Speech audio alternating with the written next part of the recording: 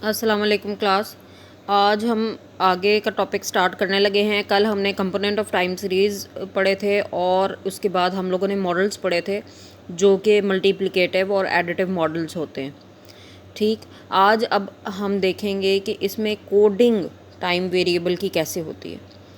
जैसे कि आप लोगों को रिग्रेशन के चैप्टर में भी मैंने जब कोडिंग का बताया तो उसमें मैंने बताया था कि मेन फोकस उसका क्या होता है कि आपका समीशन एक्स ज़ीरो हो जाए ताकि आपकी कैलकुलेशन जो आपके वेरिएबल्स की है वो आसान हो जाए। यहाँ पर भी यही फोकस आपका होता है। मुख्तलिफ उसके तरीके हैं कि एक्स किस किस तरह से आप कर सकते हैं।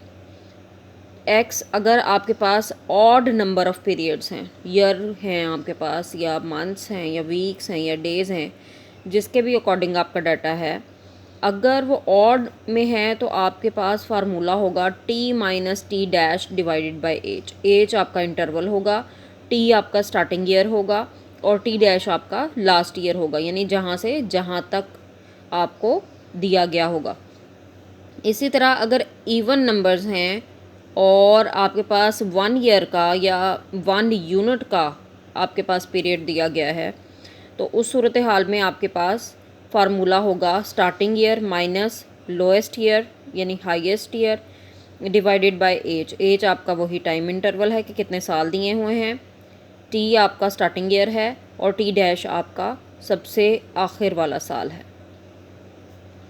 इसी तरह अगर आपको हाफ़ ईयर पीरियड दिया हुआ है, हाफ़ ईयर यूनिट दिया हुआ है, तो उस सूरत हाल में T minus T dash divided by H by 2 ये फार्मूला होगा आपकी एक्स की वैल्यू का।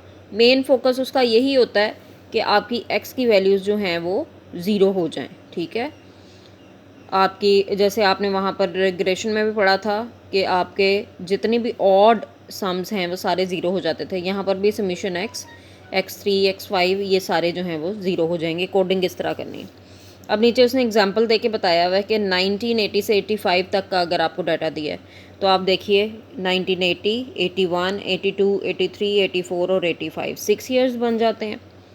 ठीक, अब आपके पास ये क्या है, ये है आपके पास इवन। तो आप इसको निकालेंगी और इसमें से x की वैल्यू निकालेंगी, फिर देखेंगी कि ये इसमें आपको चूँकि 1 ईयर का दिया हुआ है तो आपकी वैल्यूज़ क्या हो जाएंगी -0.5 जो आपके मिडल वैल्यू बनेगी, फिर -1.5 -2.5 और इसी तरह आपकी जो मिडिल ईयर के बाद की वैल्यूज़ हैं उनके लिए 0.5 1.5 2.5 इस तरह से हो जाएगा। हाफ़ ईयर का जो होगा उसमें आपके पास ऊपर की वैल्यूज़ -1 -3 -5 आ जाएंगी और नीचे की वैल्यू 135 आ जाएंगी। ये देखें इस टेबल में ये बात बहुत वाज़ेह तौर पे उसने बताई हुई है। अब ये देखिए यहाँ पर आपको दिया हुआ है 1980 से 84 तक के साल, यानी 1 2 3 4 5 सालों का ये उसने दिया हुआ है।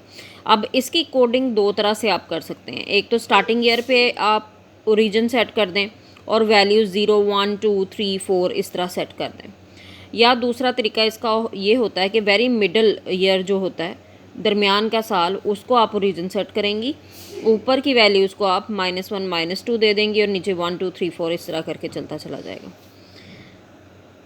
ये तो हो गया ऑड के लिए, ये दो तरीके इस्तेमाल किए जाते हैं। अगर आपके पास ईयर्स हैं 1980 से 85 तक, ये मैंने बताया ना 0 1 2 3 4, ये देखें 1 ईयर के लिए क्या किया उसने 0 रख दिया, -1 रख दिया, -2 रख दिया और ये 1 2 रख दिया। और इसी तरह से अगर आपके पास इवन नंबर सेट दिए हुए हैं और उसमें आपने करना है तो उसमें भी 1 ईयर और हाफ़ ईयर का कैसे कैसे करना है वो मैं आपको बताती हूँ। अब पहले साल गिने कितने हैं 1980 से 85 तक, 1 2 3 4 5 6। इसमें जैसे कि वो एग्जांपल में अभी मैंने बताया आपको किस तरह से कोडिंग करेंगी। अगर आपके पास 1 ईयर का यूनिट है तो आप वेरी मिडल देखिए कहाँ पर आता है 1982 और 83 के दरमियान में आता है।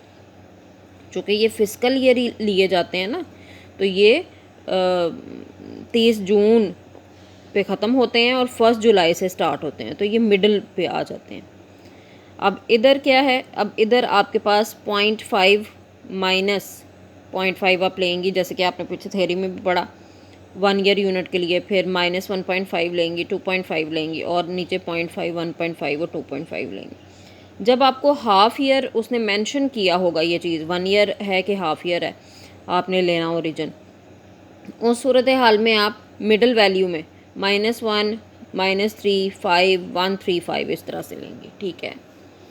ये वैल्यूज़ आपने ले लेनी है। अब इसमें हम एस्टिमेशन के डिफरेंट तरीके सीखेंगे।